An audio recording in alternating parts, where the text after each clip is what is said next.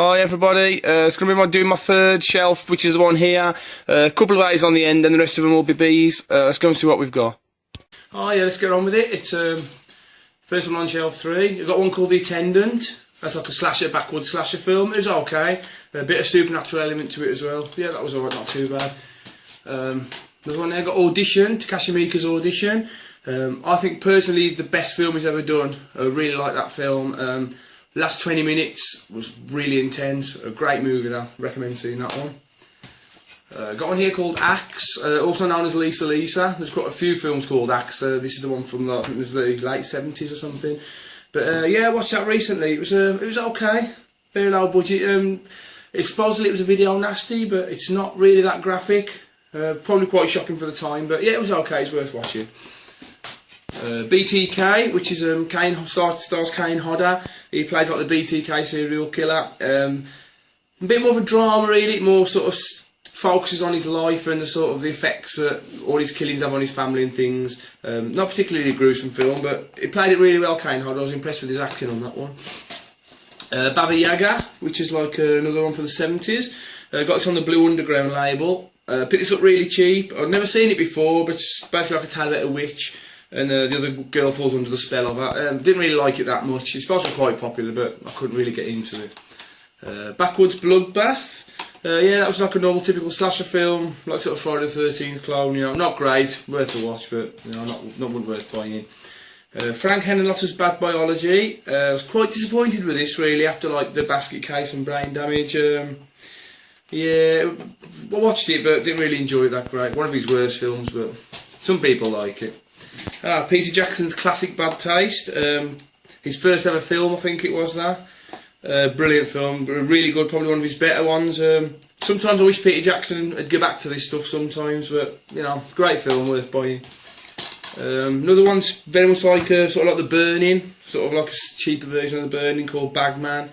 You know what you get them, just run-of-the-mill slasher. A couple of good gore effects, but no, not great. Bangkok Haunted.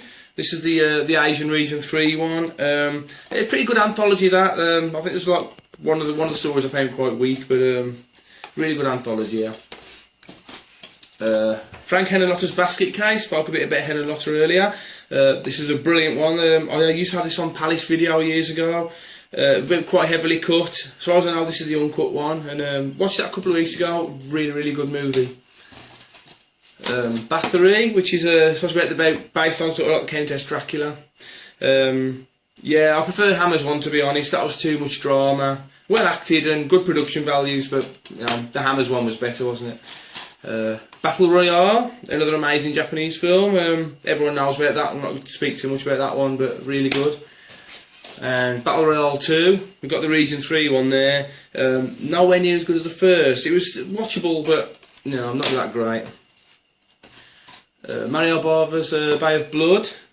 Yeah, it was alright. I think I expected a bit more from that. I think this is fairly heavily cut, this version now, so, but yeah, it was just a normal, like, you know, sort of killer lives in the house sort of film. But yeah, good director, but you know, one of his early films are better. Bear.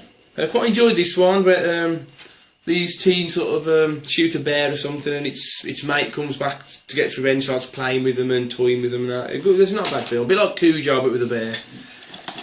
The Beast Must Die, which is the Amicus film. Really good, that good 70s one. Better sort of Guess the Werewolf movie, pretty good there. Berserker, which is a very low budget sort of slasher flick about guy who dresses up like a Viking warrior and kills people. Very low budget, but I saw it on video years ago and you know, I enjoyed it. So Lucio Fulci's The Beyond, probably Fulci's best film. Well, this is the one I've watched this loads of times. It's one of them ones that you just re-watch all the time. Really good. Some really good gore in that one as well. Beyond Reanimator, not as good as the first two, but still enjoyed it. Not bad at all. Beyond Evil. Yeah, I watched that recently as well. It was you know, it was okay. It was John Saxon was in it. It was like they moved into this house in like Spain or something, and there's like a ghost of a witch there. And yeah, it was okay and not great. Beyond Remedy, I didn't really like this one. It says there's a warning on it saying extreme violence, but there wasn't really a great deal to be honest. A bit towards the end, but yeah, not great. Big Bad Wolf. I really like this one. I saw the trailer. The trailer looked good, but really enjoyed it. Some good gore scenes in it. Good one-liners. Was funny in parts. No, really good. I'll make a sequel to that. The Bigfoot tapes, not as good as the Lost Coast tapes in my opinion, but another found footage one about Bigfoot. But yeah, it was okay. Bio Cops. This is pretty obscure one really, from China or something. But yeah, it's okay. More of a comedy one. But like zombie, like a policeman becomes a zombie and tries to create an army of super zombies or something. It's just like Chinese slapsticky stuff. Fulci's Black Cat. Yeah, not bad. I watched it recently as well. That was one I watched fairly recently. It was okay. It's not one of his best, but yeah, no, it was quite faithful to Edgar Allan Poe's story. I think especially the last 10 minutes. The original Black Christmas. That's the one from '74, I think it was. Brilliant slasher. Probably one of the first proper slasher films, really. I should imagine that one. So really good. And then there's also the remake there, called Black Xmas there, the remake for some reason. But yes, remake of the first. Not as good as the original, but I was still pleasantly surprised that I thought it would be terrible. It ended up being okay. Black Death. That's like sort of set in like medieval times. Really good that one. To try to sort of take this find out about this witchcraft in this little village, and they're all like devil worshippers there, and like set in medieval times. Quite good. Black Sheep. The really good comedy horror about mutant sheep and that. So yeah, I got Blade. I've got a trilogy to all these three together. It's got Blade 1, 2 and Blade Trinity. Yeah, the Blades were all, I quite liked all the Blade films, they were pretty good. Trinity was a bit strange because it didn't have much Blade in it, but there you go. Boogeyman, that's the Sam Raimi one. Well, I didn't direct it, just produced it, but yeah. It was alright, run-of-the-mill teen horror, isn't it? And then I've got Boogeyman 3 as well, which is like, I haven't got the second one yet for some reason. I have to pick that up just to get the set, but yeah, that was okay as well, not great. Blade in the Dark. That was really good actually. I really enjoyed that one. Like a sort of yellow type look about it, but yeah, that was pretty good. I quite enjoyed that one. The original Blair Witch Project. Everyone's heard of that one. Yeah, it was supposedly everyone saying it's quite groundbreaking for the time, but yeah, it was alright. Not one of my favourites, but it's just watchable. Blair Witch 2, which I actually didn't think was as bad as people make out. A lot of people slate the hell out of this film, and yeah, it's nothing like the first one, but if you watch it with an open mind, I don't think it's too bad. Blood and Chocolate, which surprisingly wasn't as bad as I thought it was going to be. It looks a bit aimed at sort of Twilight people there, doesn't it? But yeah, it was alright. It was only 12 rating, not really anything much violence to speak of, but well acted. The production value was quite high. It was okay, Blood Camp Thatcher, which is a really good like sort of hunting humans sort of film.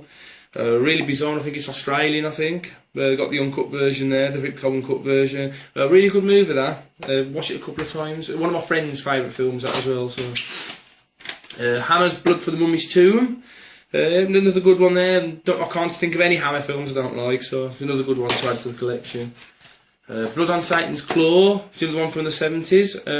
Yeah, that's a good one as well. I've bought that because I've seen it on telly a few times and always wanted to try and pick it up on DVD, and I managed to find it once. Picked that one up. A good film that. Blood Reaper, which I didn't like at all. I thought it was a really derivative slasher film. Yeah, I picked it up cheaply, but it was quite poor.